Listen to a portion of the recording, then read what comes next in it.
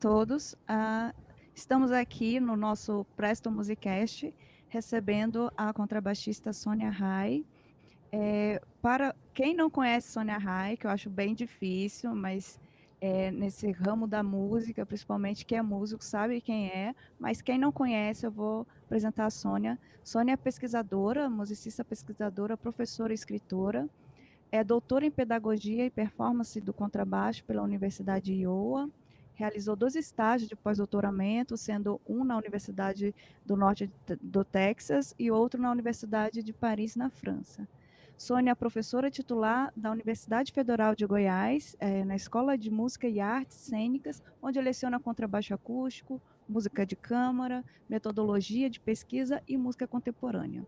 É artista convidada da Convenção Bienal da Sociedade Internacional de Contrabaixista desde o ano de 1993. Foi solista convidada em vários eventos artísticos e de pesquisa em várias partes do Brasil e também nos Estados Unidos, além de ter realizado eventos na Áustria, Itália, Inglaterra, Colômbia e Polônia. Sua intensa atividade como pesquisadora se evidencia em inúmeros artigos publicados em periódicos de congressos nacionais e internacionais, bem como em seus livros sobre performance musical. Sua paixão pela fotografia e pela cultura africana sempre foi parte de seus interesses, também como pesquisadora, e recentemente também passou a fazer parte de seus interesses profissionais. Estamos aqui com Sônia Rai. Sônia, tudo bom? Tudo em ordem, maravilhoso. E você? Estou bem, graças a Deus. Sônia, a gente gostaria que você contasse um pouquinho da sua história, da sua relação com a música, quando começou, e depois, né, com o contrabaixo acústico. Se eu pedir só licença rapidinho antes da Sônia começar, explicar um Certo. pouquinho até para a Sônia como é que é o nosso projeto, da Presto Música. A gente tenta levar música para todos os lugares possíveis do Brasil, levar conteúdo musical.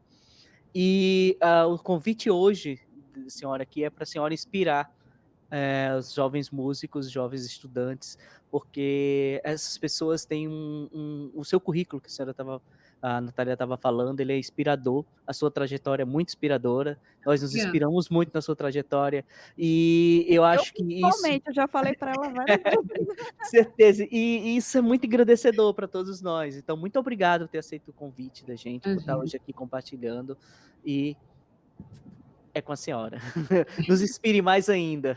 Oh, então, é um prazer estar aqui, poder falar um pouco da minha trajetória e ter a expectativa de que falar sobre a trajetória possa, de fato, trazer algum direcionamento, alguma ideia, né? Ou como vocês dizem, alguma inspiração para os jovens que estão começando aí a sua trajetória musical, né, a sua trajetória profissional.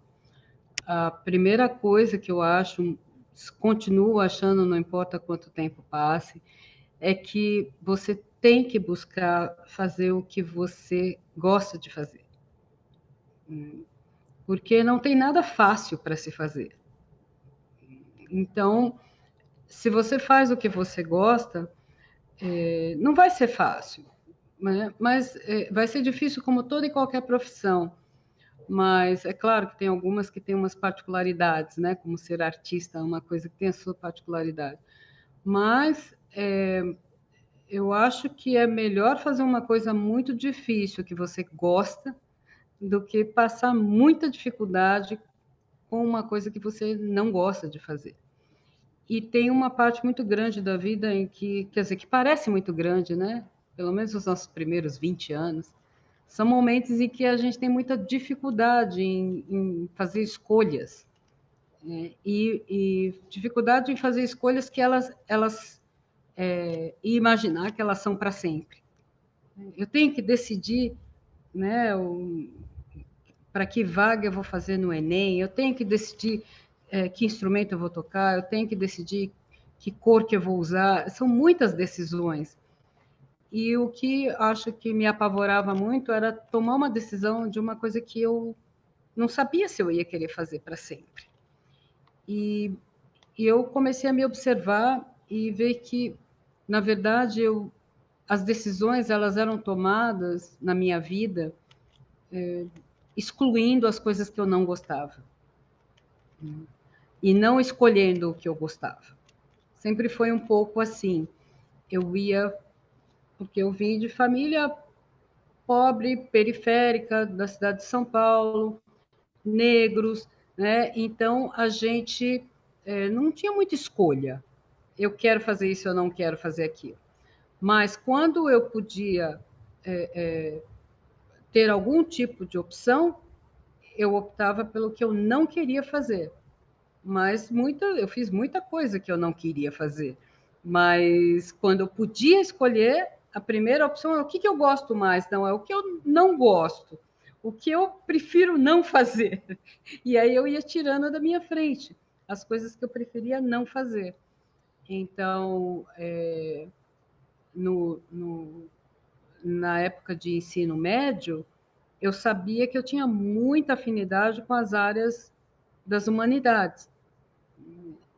Porque eu fui educada para não gostar das, das áreas de exatas e de biomédicas e biológicas. Por quê? Porque não era para mim, né? Não é para pessoa da periferia pobre negro ser bom em matemática, em biologia, essas coisas são para gente inteligente, né? Então você cresce ouvindo esse tipo de coisa e também a gente sempre teve uma pobreza muito grande na qualidade de formação de professores que cuidam da formação. Então, quando você tem um aluno que ele compreende as coisas de uma maneira singular, ele é tido como baixo QI, porque ele não entende da maneira que a maioria da classe entende. Então, como eu acreditava que era uma pessoa das humanidades, por uma razão que não é a mesma que eu acredito hoje. Eu acreditava nisso porque, como eu era ruim de cálculo, então eu devia ser boa de humanidade, que eu tinha que ser boa em alguma coisa. Né? E, na verdade, o fato é que eu tive professores que não tinham a habilidade de explorar o tipo de inteligência que eu tinha. Né? A minha inteligência é, até hoje, totalmente focada em conceitos. Eu gosto de conceitos, eu não me tornei pesquisadora, eu descobri que eu gostava de pesquisar. Né? Então, porque eu já fazia isso desde muito tempo, eu só não sabia que eu fazia. Era uma coisa instintiva. Então, o que eu vou dizer? Eu comecei a estudar música, comecei a estudar um monte de coisa, eu fiz curso de fotografia, de modelagem industrial, de costura, eu fiz curso de publicidade e propaganda, eu vendi sapato, eu vendi livro, né? Aí essas coisas foram sendo excluídas, porque a música foi me sugando, eu não conseguia fazer outra coisa, né? A não ser que eu queria trabalhar com aquilo. E descobri, no final já do ensino médio, quando eu tive um professor excelente de matemática, e eu já avisei ele, eu falei, olha, eu preciso acabar o ensino médio, eu preciso de, né, toda a orientação que você puder dar, porque eu preciso tirar pelo menos 5, eu tenho que acabar o ensino médio. Eu falei isso para ele no primeiro dia de aula. Ele me disse, espera um pouco, mas por quê? Eu falei, não, porque eu historicamente péssima de matemática. Ele falou, não, né, não é assim. Até o final desse bimestre você vai tirar um 10. Eu falei, né? Bom, resumindo a ópera, eu tirei 10 o ano inteiro em matemática, porque era um professor que conseguia explicar o fundamento daquilo que eu estava fazendo, né? Por que existe um logaritmo? Por que existe uma raiz quadrada? Serve para quê? Né? Ao fazer o cálculo, você desvenda o quê? E aí ele explicava e eu ficava fascinada com aquilo. Resultado, eu só tirei 10 o ano inteiro e eu descobri que eu não era burra, né? Mas eu já estava no último ano do ensino médio. E realmente a minha tendência para as artes, para as áreas de artes e humanidades, é justamente pelo interesse, pelo fundamento das coisas, e não por falta de capacidade de estudar outra coisa. Mas eu demorei para descobrir. E comecei a estudar violão nessa época, cantar em corais, cantava em muitos corais. E foi só quando eu estava com 21, no ano que eu fiz 21 anos, que eu conheci o contrabaixo, né? No ensino coletivo do SESC, em São Paulo. Não do SESC atual, mas do SESC Vila Mariana não existia. Era o antigo SESC Vila Nova, que hoje acho que é SESC Anchieta, ou o contrário, não sei. Né? E ali, então, tinha um núcleo que o Jafé desenvolveu, do projeto Espiral, e que no momento em que o Jafé estava saindo, eu estava chegando. E foi o momento que Samuel Kerr estava assumindo os projetos de música do SESC. Então, eu entrei numa turma de 8 indivíduos para estudar contrabaixo na classe do Gerson Frutuoso, e desses 8 indivíduos, 7 se tornaram profissionais. Né? Incrível. Então, só uma pessoa naquele grupo de 7, de 8, não se tornou profissional, e eu perdi contato dela também, mas 6 de nós integrou o naipe da Sinfônica Municipal do Teatro Municipal de São Paulo, e 2 na OSESP, e eu fui a única que foi para a área acadêmica, né? E os outros colegas, até hoje somos amigos, infelizmente um já faleceu, né? Mas a gente foi uma turma inteira de profissionais que começaram no ensino coletivo, né? No SESC. Então, e tem muitos amigos dessa época ainda, amigos que hoje tocam no USESP, que começaram lá também. Então, eu acredito no ensino coletivo, muito. Tem muita coisa para se fazer, muita coisa para se aprender, mas os professores, a gente tem que acreditar no professor. Né? Porque o professor que eu tive, até minha orientadora no doutorado, Diana Gannett, dizia... incrível a fundação, como é sólida, o que você trouxe é sólido para eu trabalhar. Porque o que eu aprendi, eu já disse isso para o Gerson algumas vezes, o que eu aprendi com o Gerson Frutuoso, lá no SESC, aqueles contrabaixos infelizes, tchecos enormes, com 1,10 m de extensão, só Deus sabe como a gente tocava, o que eu aprendi com ele, ninguém nunca teve que consertar, onde eu estudei no resto da minha vida. Né? Então, por quê? Porque era um professor que vinha de uma fundação grande, mas também com muita sensibilidade para perceber como aquela variedade de pessoas podia aprender, né? E então eu acho que é isso. A minha resposta é muito longa, desculpa, mas o processo, a minha iniciação foi exatamente assim. E não a iniciação musical, mas a iniciação ao contrabaixo. Na minha família não tem nenhum músico, mas teve muita inspiração, porque meu pai foi trompetista amador às épocas dos... Eu sou de São Paulo, capital, né? E meus pais vieram para o interior quando eram crianças, então eles cresceram paulistanos, né? Se conheceram em São Paulo, e eu e meus irmãos todos nascemos em São Paulo.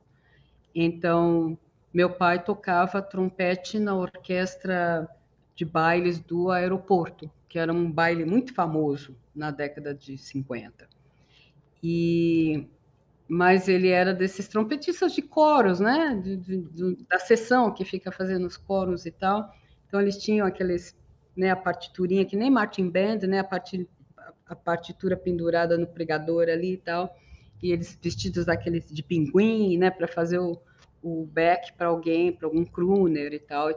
E aqueles bailes eram muito famosos, e a minha família toda morava num bairro de periferia bem pobre que se chama Itaim Bibi, mas que naquela época que hoje é um bairro nobre. É um bairro muito nobre, muito caro de São Paulo. Mas o Itaim Bibi, tirando alguns prédios centrais, o resto todo era margem de córrego e tal. E hoje, assim, tem das áreas mais caras de São Paulo. Mas meus pais se conheceram ali naquela região, as duas famílias moravam no mesmo bairro, né? E os dois foram funcionários da Copenhague, né? Que a fábrica da Copenhague, antes de ser uma grande grife, sempre foi uma grande fábrica e era ali, né? E meu pai, então, tocava nesse baile, e minha mãe era amiga da irmã dele, enfim. Foi arrastada para o bailão e, aos 17 anos, estava casada. Olha que beleza, né? E aos 16, aos 17, minha irmã mais velha nasceu. Então era assim, né? Continua sendo assim, né? O pobre de periferia sabe fazer filho, né? Uma coisa impressionante. Então, mas o meu pai, então, com essa coisa de tocar o trompete, a gente brinca na família que assim, ele fisgou minha mãe com essa história do músico, né? Músico que é galã, que é artista e tal. Mas aí ele entrou para o serviço público no antigo INPS, hoje o INSS, com um cargo de auxiliar de serviços gerais, né? Então, mas que significa isso na década de 60, virada 50, 60, significa que você está resolvido na vida. Você tem um emprego federal, né? Seja lá do que for, ele era auxiliar de serviços gerais, sei lá, assessorista, pintor, o que acontecesse no prédio ele fazia, né? Serviços gerais no sentido literal da coisa. E nunca mais tocou trompete. Né? Porque isso era de coisa de pessoa desocupada, né? Mas era apaixonado, então ele teve o trompete até pouco tempo antes de morrer, ele tinha o trompete e ele estudava escondido. Imagina estudar trompete escondido como, né?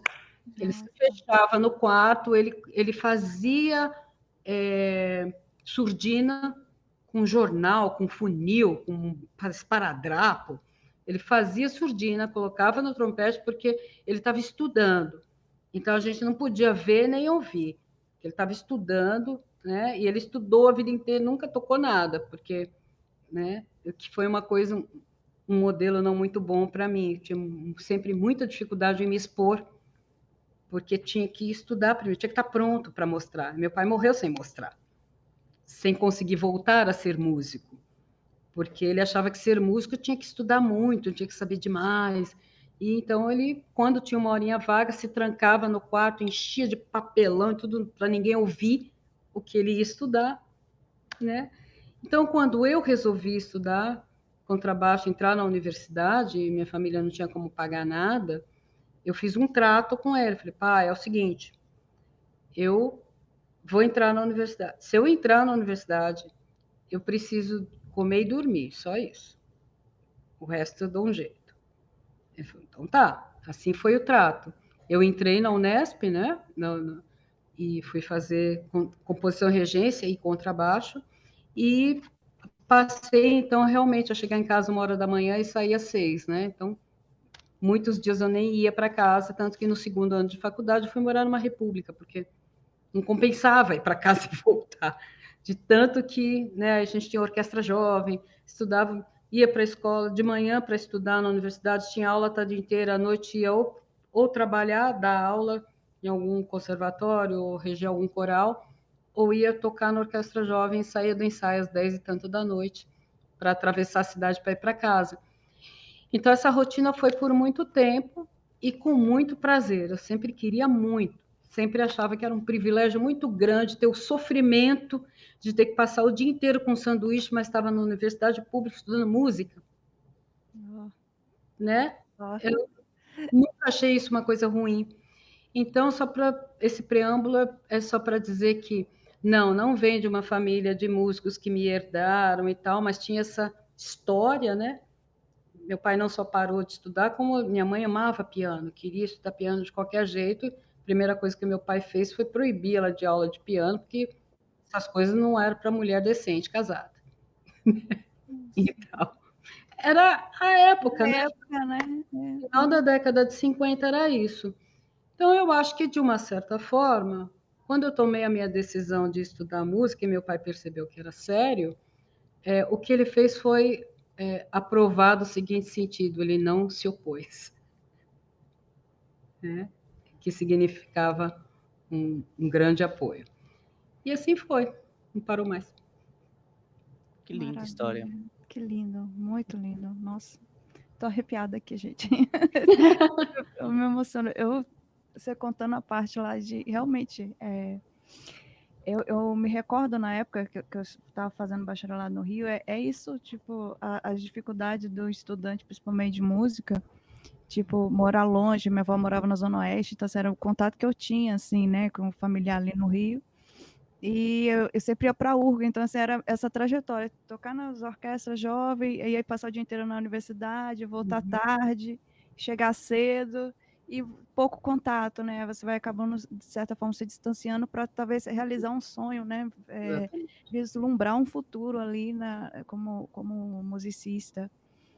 Sônia, conta um pouquinho para a gente como é que foi essa vivência sua, assim, fora do país, as oportunidades, enfim, como você realizou, tocou, né, como eu estava falando até no resumo do seu release, né, como é que foi sua vivência musical também fora do país, como estudante, né, você fez doutorado, foi mestrado também, ou foi no Brasil? Não, fiz tudo fora. Eu, assim, começou primeiro para a gente, né, ter uma certa idade, você acha que o exterior é uma coisa inatingível, né? E tal. Então, a primeira vez que eu fui para os Estados Unidos foi a convite do Milton Maciadri, que leciona, né, lá na Universidade da Georgia, em Athens, ali perto de Atlanta, e eu fui fazer um intercâmbio. Então, para ficar 3 meses. E, então, o intercâmbio dava a hospedagem, mas aí você tinha que ter a passagem para ir voltar e ter o dinheiro para alimentação. E eu não tinha, claro, dinheiro para isso, mas aí eu pedi patrocínio para muitos. Na época não existiam essas leis de incentivo, cota, não existia nada disso. Então a gente pedia patrocínio, você fazia carta e pedia doação, tal. E eu tentei ir para muitos lugares, enfim. Eu acabei conseguindo a concessão de uma passagem para fazer esse intercâmbio e fui com dinheiro mínimo para me alimentar. Mas, assim, eu estava indo para os Estados Unidos e era um sonho, né? E foi um sonho mesmo, foi uma coisa muito boa, apesar de muito sofrido. Foi o primeiro contato que eu tive com a língua, né, com o inglês, em que eu tive muitos momentos que não tinha o que recorrer, a não ser me virar e falar. Eu já tinha estudado inglês por 1 ano, eu tinha feito os 3 primeiros estágios do SENAC, né? Ou seja, tinha concluído o curso básico. Mas eu sempre falei pelos cotovelos, né? Não importa se eu sei a língua, se eu não sei, eu dou um jeito de falar muito. E eu falava muito bem, eu não perdia uma aula de laboratório, eu tinha bolsa para estudar. Eu era monitora de naipe para o Calegari, lá no SENAC, no coral do SENAC. Então, eu fazia monitoria coral em troca da bolsa. Então, eu não perdia aula, eu não perdia nem um dia de estudo, eu era assim, a pessoa mais caxias que você pode imaginar no mundo, e eu queria falar. Então, quando eu cheguei lá, eu sabia falar muita coisa, eu não sabia entender o que eu ouvia de volta. Eu falava pra caramba. Então, eu falava tanto que as pessoas achavam que eu entendia, e elas respondiam na mesma velocidade com que eu falava, e eu não entendia patavina. Ainda mais na Geórgia. Aí sim foi um primeiro choque muito grande, que é uma população essencialmente negra e que tem um tratamento diferenciado para pessoas negras. Negro é negro, como diz Caetano Veloso, né? Nos Estados Unidos, para o americano, branco é branco, preto é preto e a mulata não é a tal.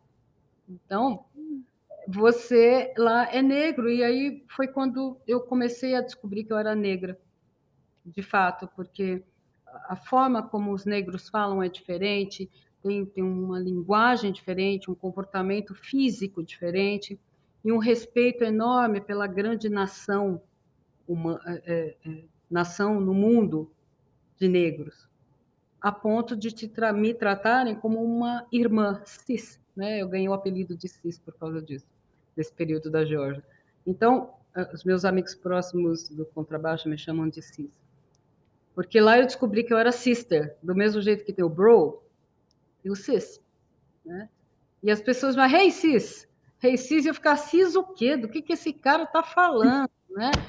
e tal. Todo mundo passava e me cumprimentava. Hey, sis, how you doing? How you doing? Né? Aqueles negão e tal. E eu ficava assim, garota paulistana. Você é educada a não falar com estranho. Eu não conheço esse cara aqui que ele está me cumprimentando, né?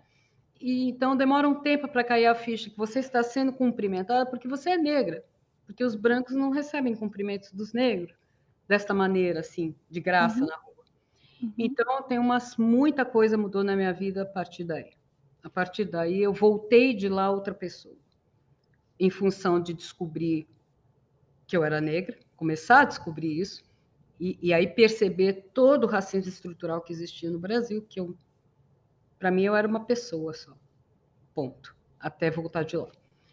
E a relação toda com o universo de uma universidade que tinha graduação, mestrado, doutorado em música clássica, jazz, música tradicional. Eu nunca tinha visto tanta opção para estudar música na vida e ficava alucinada tentando fazer tudo aquilo e imaginando que eu tinha que me preparar muito bem para ir lá, para poder estudar aquilo. Não tínhamos mestrados no Brasil em instrumento naquela época. Tinha uns 4 programas de pós-graduação, 5, e a performance estava muito engatinhando dentro desses programas. E aconteceu que depois que eu voltei de lá, eu decidi que eu queria estudar lá. Mas eu fui para lá, eu estava no 2º ano de graduação. Segundo? Eu tenho 88, 9, 90, 90, 3º ano de graduação. E aí, no ano seguinte, o que eu estava começando a me preparar, continuei estudando inglês e tal, porque uma coisa eu percebi, você não vai para o país estrangeiro sem conhecer a cultura e sem falar a língua, se você pretende morar e estudar. Isso significa sofrimento. E eu vi muita gente sofrendo. Eu falei, não, já basta toda a adaptação cultural e tal, a língua eu quero resolver. E no ano seguinte aconteceu a grande virada, que foi eu recebi uma carta. A gente fundou a Associação Brasileira de Contrabaixistas, eu, a Valerie Albright e a Renata Amaral, em 90. 91 a gente convidou muita gente, o Gary Carr veio para o Brasil em 92. E então isso tudo se propagou fora do Brasil de uma maneira que eu não imaginava, porque, pasmem, não tinha internet. Eu não sabia muito bem como as pessoas ficavam sabendo das coisas. Era muito boca a boca e tal, mas o Gary Carr ter vindo para cá tinha tido uma certa repercussão. Eu sei que eu recebi uma carta do John Clayton, que era então presidente da Associação Internacional de Contrabaixistas, me convidando para ir para a Convenção Internacional de 1993.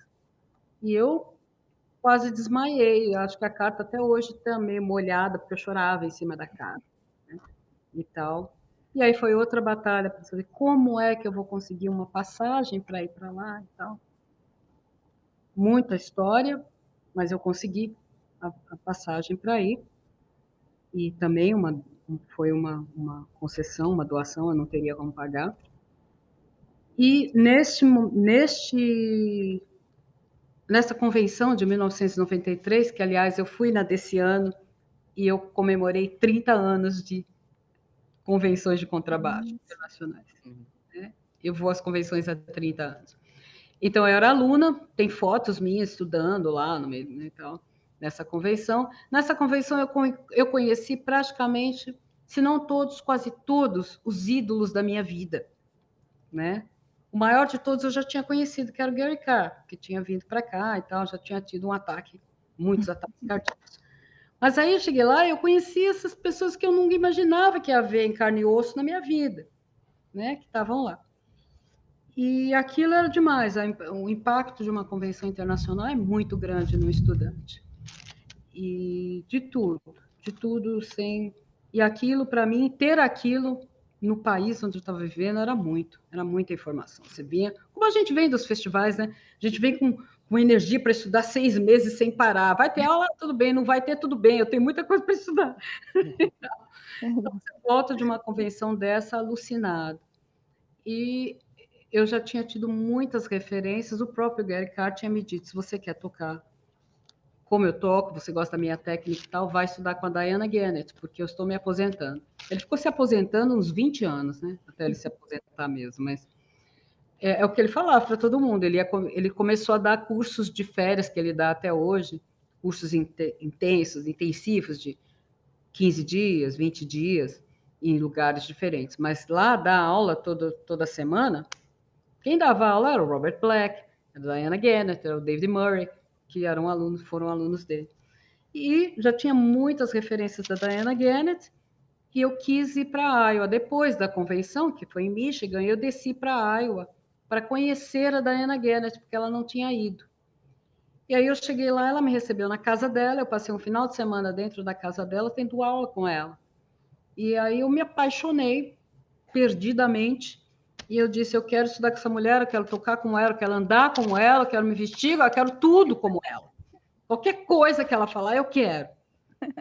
E assim foi, eu voltei para cá e terminei o meu curso, e estudei, fiz 1 milhão de coisas para poder conseguir a bolsa da CAPES, para eu voltar para lá e fazer mestrado e doutorado com a Diana Gannett. Mas sempre foi assim, eu não queria morar nos Estados Unidos, eu queria estar com ela, né? E estar próximo de toda aquela profusão de informação que a gente hoje não consegue imaginar, o que é você não ter internet, você esperar 7 a 10 dias para uma carta chegar dos Estados Unidos para cá, para sua família, você economizar a semana inteira para poder ligar para casa no fim de semana, sabe? Eram outros tempos, né? Estar lá significava muita coisa.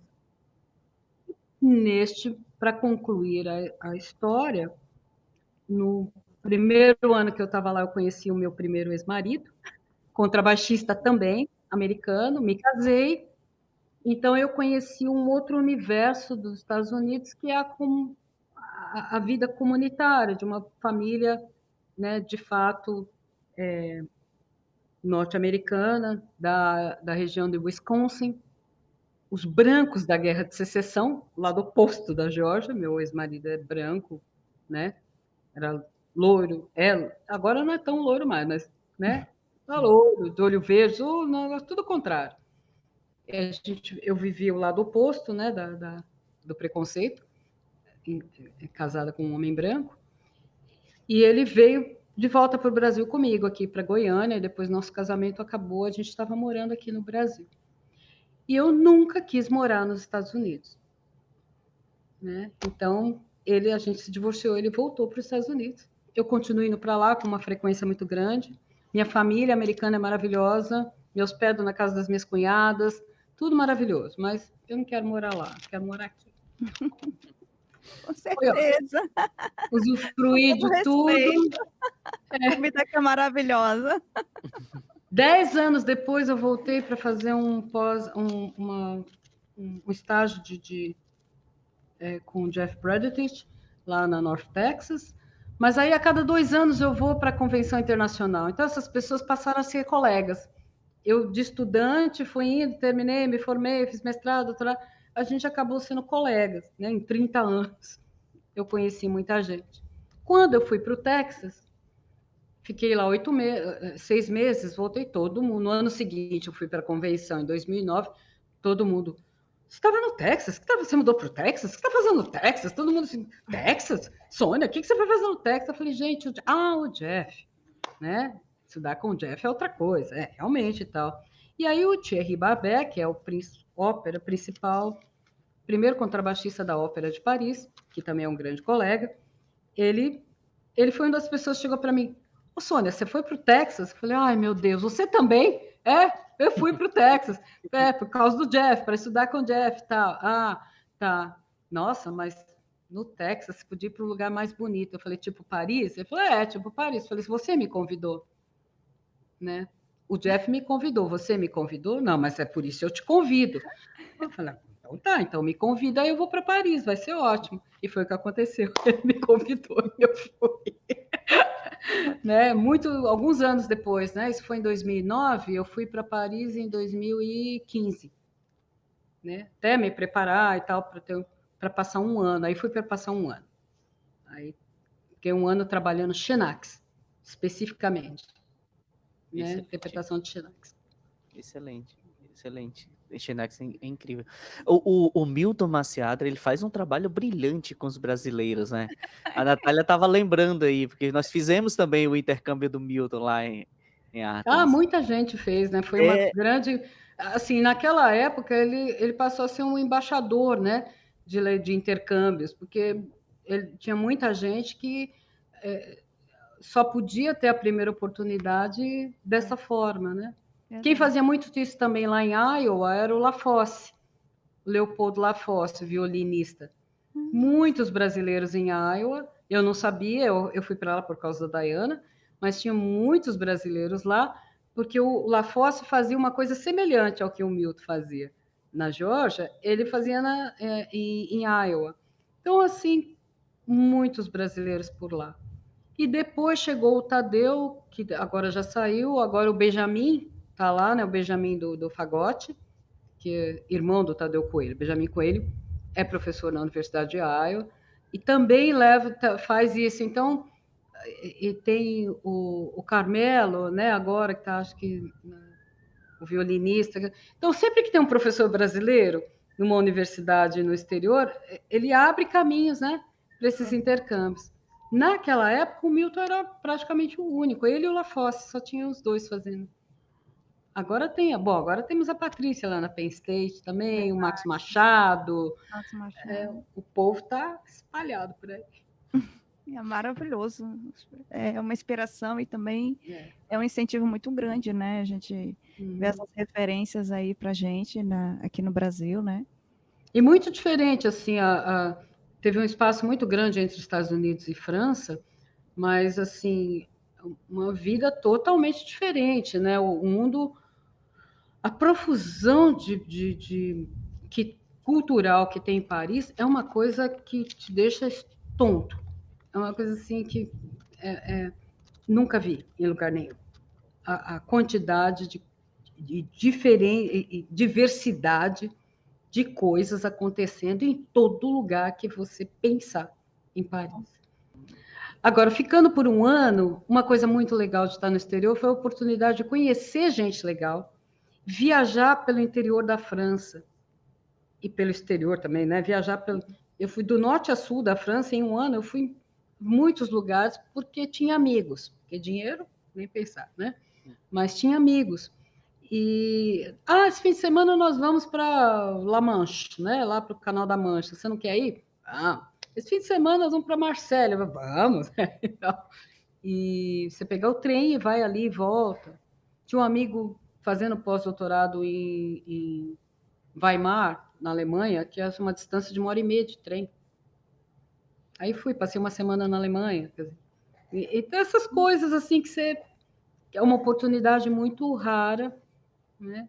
Que o nosso país é continental e não nos permite visitar outros países. Em 2 horas você chega no outro bairro em São Paulo. Né? Olha, nossos problemas de trânsito, às vezes 2 horas para chegar em 4 pega um trem, quilômetros. Aí dá uma greve e você nem chega. Exatamente. Mas assim, eu penso muito assim, vocês, e aí eu vou colocar a senhora nesse lugar, vocês transformaram os cursos de graduação em música no Brasil, a pós-graduação principalmente, né? Que saíram daqui, foram para fora, foram estudar, trouxeram as culturas, e foi modificando, e assim, a senhora estava falando, em 91 eu estava nascendo, então isso tudo eu estava... Tá vendo como é que é? Isso aí. Isso Quando tudo, tinha, né? Isso tudo estava preparando isso que hoje a gente tem montado, né, pra gente aqui com a facilidade, né? Mesmo com todas as dificuldades, né, a senhora falando da sua vida, de toda a questão que a senhora passou, financeira. Eu também, eu saí lá do Nordeste, lá do sertão mesmo, lá da seca, para ir para a capital estudar, mas a gente já encontrou algo tudo muito mais pronto, sabe? Foi sofrido, foi, mas estava muito pronto. As noções todas estavam prontas, a noção de pós, os cursos estavam muito bem formados, consegui me formar muito bem, mas graças a vocês que foram lá antes, sem nada, sem programa. Você falou, olha, a gente teve que correr atrás de patrocínio para poder conseguir uma passagem. Quando o Milton fez o convite para a gente já tinha o programa do Mink, né? E isso não ia acontecer sem esse esforço de vocês, né? Então, E eu acho que também muita coisa que a gente pôde fazer foi também de esforço de outras pessoas que vieram, né? Só que vocês pegaram uma coisa que ninguém tinha pego antes, essa coisa chamada internet, né? O mundo, ele disparou de 1995, né, quando a internet começou a ser popularizada, né? Eu fui para os Estados Unidos no final de 94. A gente ainda usava, para você ter um tijolão daquele tipo do X-Files, sabe? Da Scully e do Mulder. Então, para você ter um daquele, você tinha que ter muito dinheiro. Muito dinheiro. Era carésima uma ligação. Aquilo as pessoas não tinham. Computador existia, mas assim, a internet era aquela tela verde, né? O DOS, pretona e tal. E tal. E o conceito de computador pessoal, né? O personal computer, ele começou a se popularizar em 95. Então, vocês foram crianças que cresceram achando normal ter um computador em casa. Ter um computador em casa em 95 era para gente que tinha muito dinheiro. Não era para o estudante. Na Unesp, Instituto de Artes da Unesp, tinha 2 computadores, daquele sem disco rígido, na universidade. Tá? Então, imagina, aí eu chego nos Estados Unidos, tem 2 salas enormes, lotadas de Macintosh. Eu ficava assim, eu nem sabia o que fazer com aquilo. Né? Porque, é claro, eles estavam anos-luz lá na frente. Dinheiro, dinheiro, dinheiro. Mas para a gente poder lidar com acesso à informação como vocês têm hoje, isso foi um salto de 95 a 2005. A coisa andou uns, sei lá quando, não sei calcular, mas muitos anos, mas décadas. Em um ano, a coisa andava 5, 10. Né? Então, o PC2, para você ter uma ideia, eu lá no meu primeiro ano de mestrado, comprei o Finale 2. Finale 2. Né? Quando eu vim embora, 3 anos depois, eu trouxe o Finale 7. Nossa! Entendeu? Comigo. Eu era moderníssima, nossa, eu era riquíssima. Só que aqui no Brasil eu não conseguia atualizar o Finale. Não conseguia comprar nem com preço de estudante, recebendo em real. Aí aquilo vai ficando obsoleto, obsoleto, obsoleto. Até que chegou um momento que a gente instalava a Finale com um pacote de 7 disquetes, né? 3/4. Aí depois, quando eu vim embora, já era moderno, eram 2 CDs para instalar o Finale. E hoje você aperta um link. E instala. Hoje a gente tem inteligência artificial. É muito rápido, entendeu, Vitor? Foi muito rápido. Então, eu acho que o que você sente é essa. Você sente isso muito mais do que eu senti quando eu cheguei. Realmente tinha um terreno que já estava aberto para eu poder entrar. Por exemplo, já existia pós-graduação em música, não tinha em performance, mas tinha em música. E a gente foi batalhar para explicar para as pessoas que era possível pesquisar performance. Demorou 10 anos para a gente poder inserir performance dentro da Ampom. Como performance mesmo, não era análise do concerto tal. Isso é trabalho de teoria, não é trabalho de performance. Né? A história do compositor tal, é trabalho de musicologia, não é de performance. Para poder delimitar o que é performance, a gente demorou 10 anos. Né? Hoje, a coisa é, você entra em congressos no mundo inteiro discutindo coisas. Então, a coisa anda muito mais, porque a gente tem muito mais recurso também. Né? E é isso que precisa ser aproveitado e não usado como uma ferramenta de relaxamento e conforto. Eu não preciso da biblioteca, eu posso acessar aqui de casa. Mas tem coisas na biblioteca que você não acessa de casa. Né? Aqueles urtexes todos, que você tem que entrar na sala de segurança, botar luvinha e tal. Eu adorava essas coisas, né? Assim, eu nunca fui da turma do mofo, né? Eu chamo os meus queridos amigos da música antiga de turma do mofo. Eles gostam de coisa com ácaro, né? Com manchado de sangue, de café e tal. Eles gostam da teia de aranha. Então eu chamo eles de turma do mofo. Mas eu nunca fui dessa turma, mas assim, sempre gostei de uma coisa rara, inédita, que a gente pode ir lá tocar e tal. Então, acho que a gente tem que aproveitar isso. Não é porque o virtual nos proporciona 1 milhão de coisas que a gente vai esquecer que o presencial é importante também. São ferramentas que a gente tem que utilizar elas e com sabedoria até para melhorar o nosso trabalho. As E próprias tem o corredor, né, Vitor? Tem o corredor, tem a pessoa que você encontra no corredor, o que você está fazendo aqui? Essa é boa Isso é também. muito Eu importante. senti muita falta na pandemia desse corredor, né? Legal. O contato físico é muito importante. E na pandemia você também desenvolveu um trabalho, que é isso que a gente está se inspirando aqui. Que lindo, de todo dia a gente tinha uma entrevista nova. Louca, cuidado com o que vocês se inspiram. Não. 3 dias consecutivos fazendo live. Eu vi isso é muito, muito Vai sair pesado. um livro Vai, agora, que com lindo, que 200 lindo. lives. Que Tô legal. sabendo. Se quiser falar um pouquinho, esse é o espaço. Essa dessas coisas que eu falei para vocês no começo, que a gente não planeja. Tava todo mundo surtando, maluco, era assim. As coisas foram bloqueadas no dia, acho que 16 de março, né? Por aí. 16 ou 19. E eu fiquei em casa 3 dias, assim, para entender que eu não podia sair de casa, né? Assim, nossa, como é que vai ser isso? As pessoas, aqueles telefonemas, as pessoas surtando, a televisão mostrando aquele monte de gente morrendo o tempo inteiro. Acho que foi dia 23 de março, eu cansei, eu abri a câmera do computador.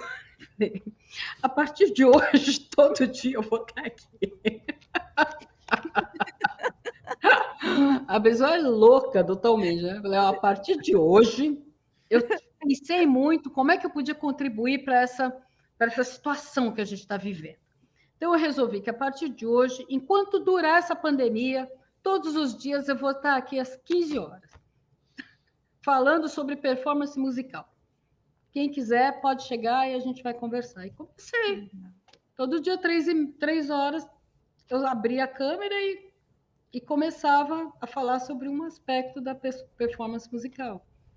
Aí eu fiz isso por quase um mês, até que os colegas que estava todo mundo em pânico, todo mundo entrava, 3 horas, eu entrava 3:02. E aí, não vai ter hoje? Não vai ter hoje? Vai ter o quê, gente?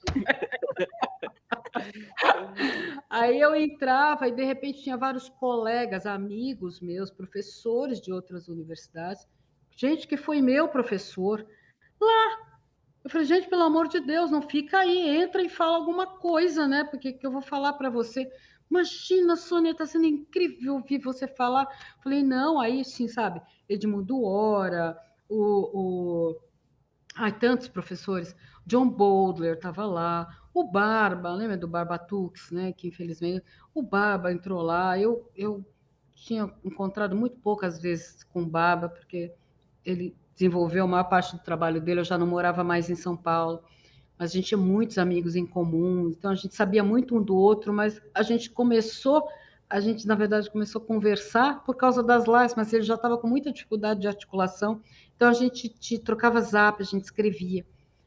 E nossa, muita gente do exterior que entrava, Sônia, eu não estou entendendo nada do que você está falando, mas parece tão divertido.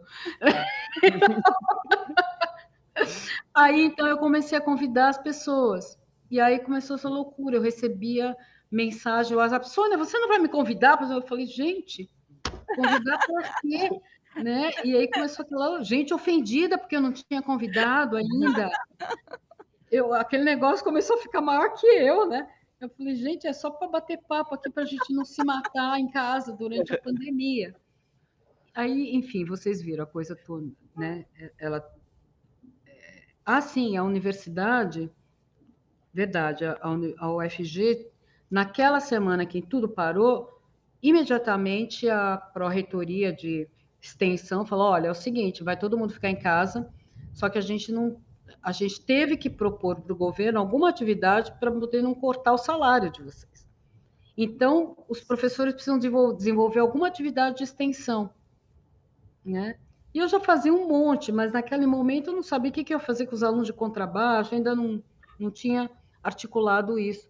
Eu falei, já sei, vou fazer uma série de lives, eu vou ficar aqui todo dia fazendo uma live, pronto, é a minha atividade de extensão. Mas imagina, eu trabalhei que nem uma louca na pandemia, dei aula de contrabaixo, de música de câmara, de metodologia, de projeto, de um monte de coisa, e ia live todo dia. Caramba. Foi assim. Tá disponível ainda, não tá, Não, Sônia? todas Tá. Eu vou colocar o link na descrição desse vídeo aqui pra gente estão ter. todas lá no meu YouTube. No E YouTube. Então vamos fazer a linkagem aqui no meu pra canal gente do poder. YouTube, Legal. Sônia Rai Brasil. Tá, perfeito. Vou colocar aqui na descrição também e vou fazer a linkagem pra gente poder ter, que No é um baita do Facebook. material. Uhum. É um E baita aí do o material. livro deve ter, então, planejadamente 200 páginas, né? Uma página para cada live que aconteceu, uma Legal. pequena descrição do que foi discutido naquele dia. Estão me pedindo para fazer isso bilíngue, eu acho que estão abusando, né?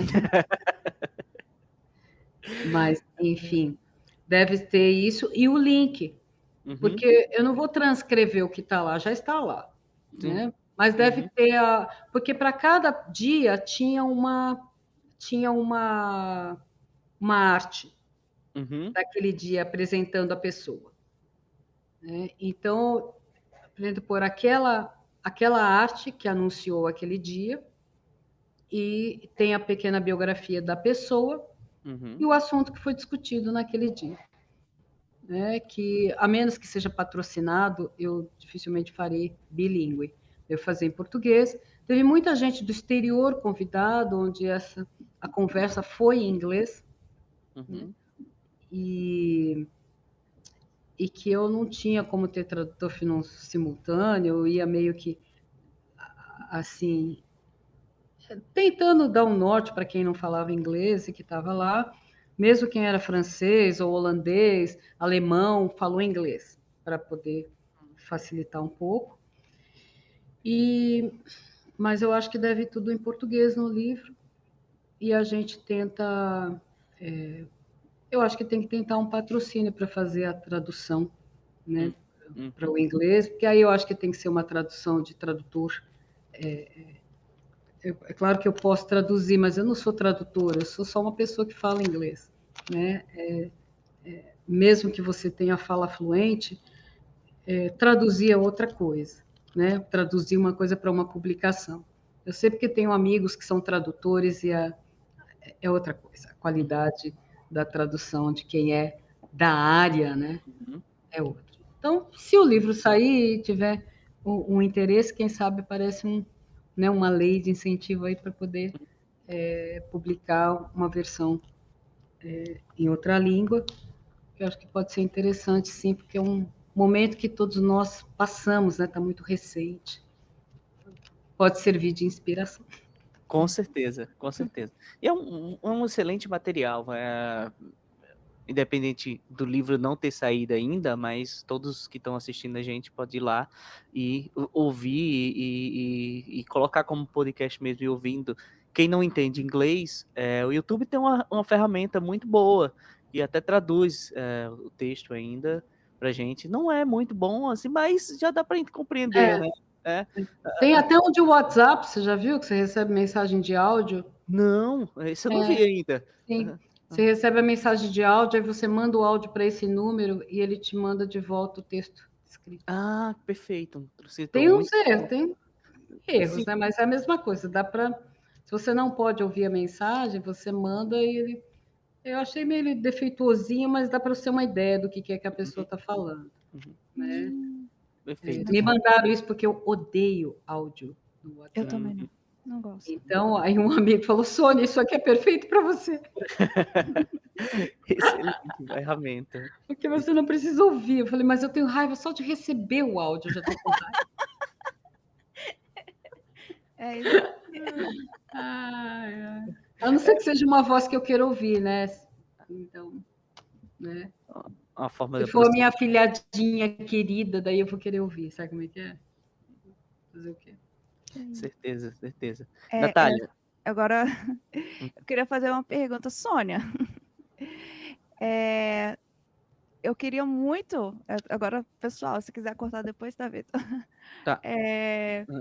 Eu queria receber pelo menos uma cópia, não sei como é que eu faço para conseguir aquela sua composição, Ondas, mas, Vitor, olha, Sônia é compositora, Vitor também é Sei, sim. compositor, não é só tubista, e ela compõe, né, tem várias músicas, eu queria receber também até para tocar.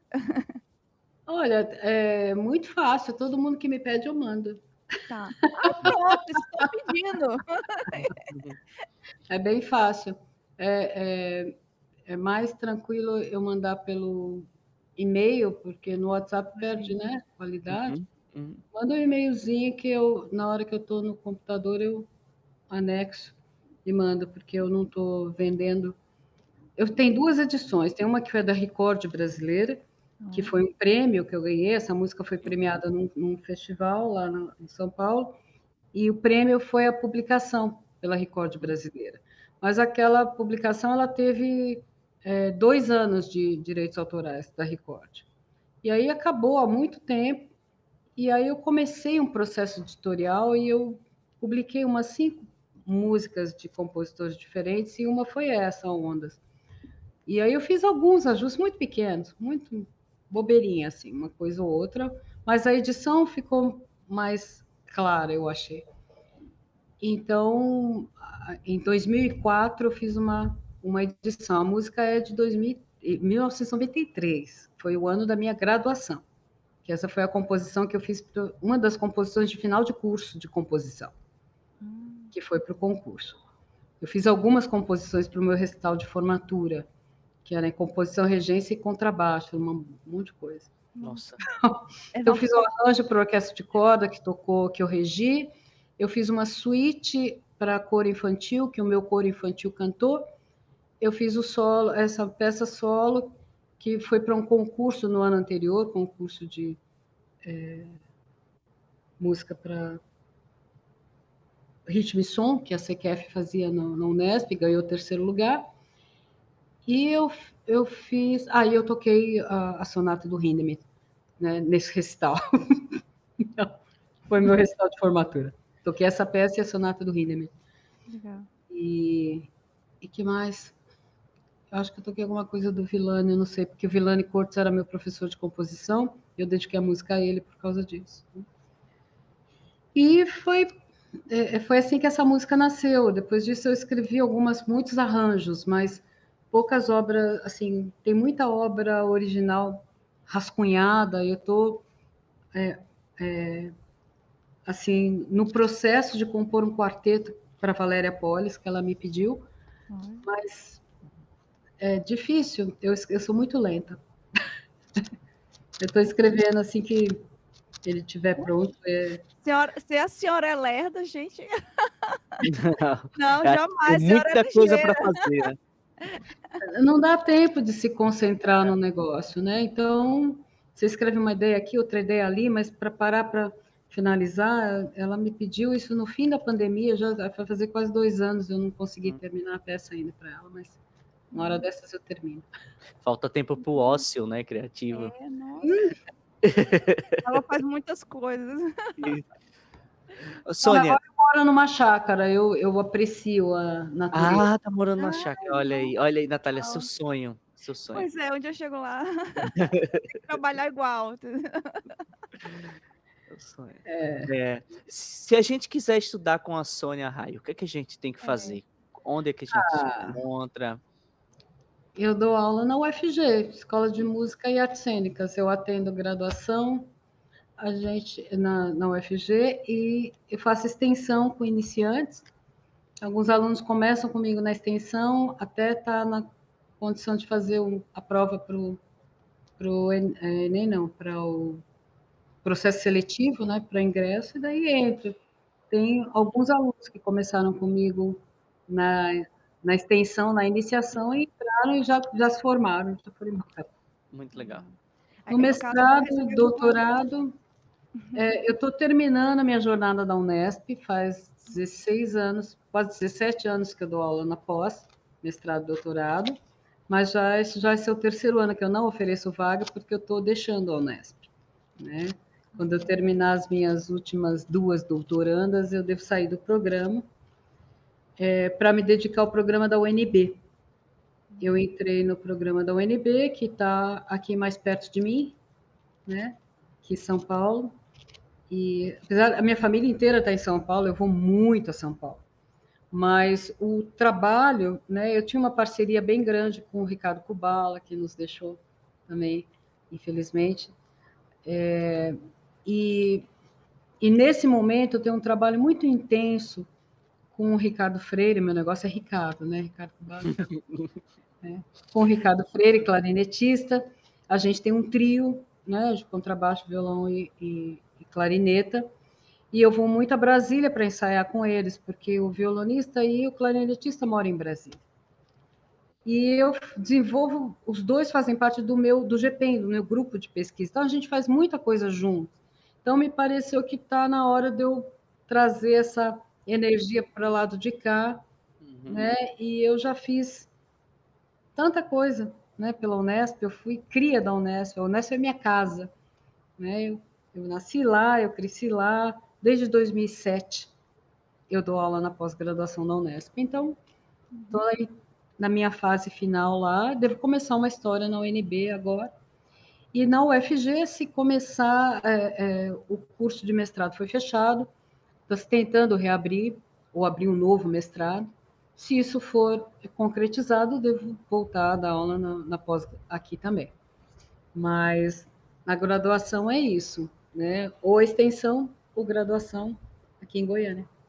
É isso aí. Pega o avião para Goiânia estudar com a Sônia. A contrabaixista que gente faz quiser muita tocar coisa. Sim, A gente também. faz muita coisa Fora. online também, Uhum, sabe?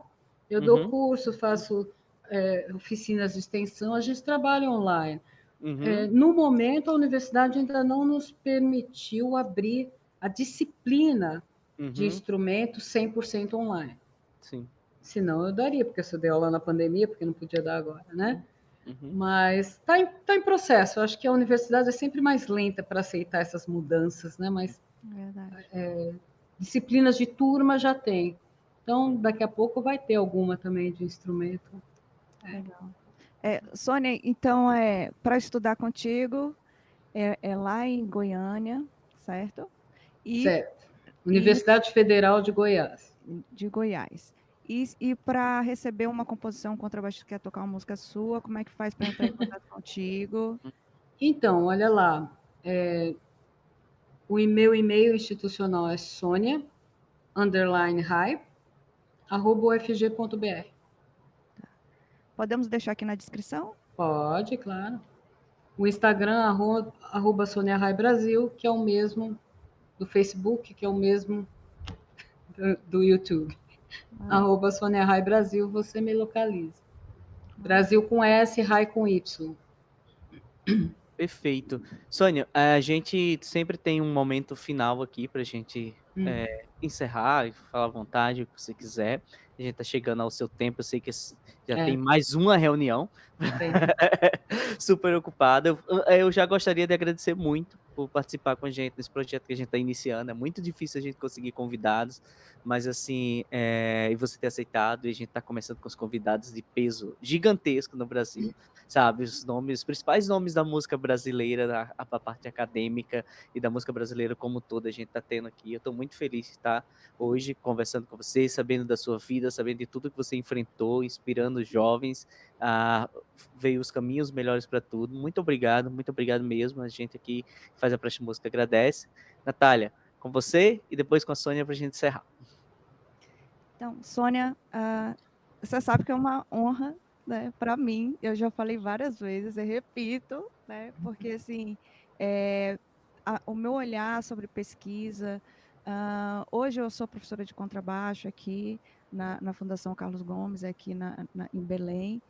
E assim, eu considero que você foi uma das pessoas que mais me incentivaram e hoje eu estou aqui, né, graças a essas pessoas que não só me inspiraram, mas me incentivaram, até me direcionaram. Eu ganhei até um livro seu, me recordo, tenho ele até hoje, só falta o seu autógrafo, né? Mas haverá oportunidades. E até como na escrita, no próprio sobre o ensino do instrumento, eu leio muitas publicações suas, né, em congressos e tal, os seus trabalhos, e que tem constante, vem participando da minha vida, da minha carreira. Eu espero que inspirem também muitos, né, para esse caminho da docência, caminho da pesquisa, esse olhar sobre o contrabaixo, né, sobre aprendizado, sobre a performance, como vem já inspirando muitos de nós. Muito obrigada, Sônia, por ter aceito o nosso convite, né? O meu convite foi de estar aqui hoje, conversando com a gente e ter reservado um tempinho do seu tempo para conversar com a gente. Ô, Natália, eu te agradeço muito pelas palavras suas, o Vitor também, muito obrigada. É sempre muito. É difícil, né, ouvir essas palavras de vocês, porque eu continuo trabalhando, né, e a gente.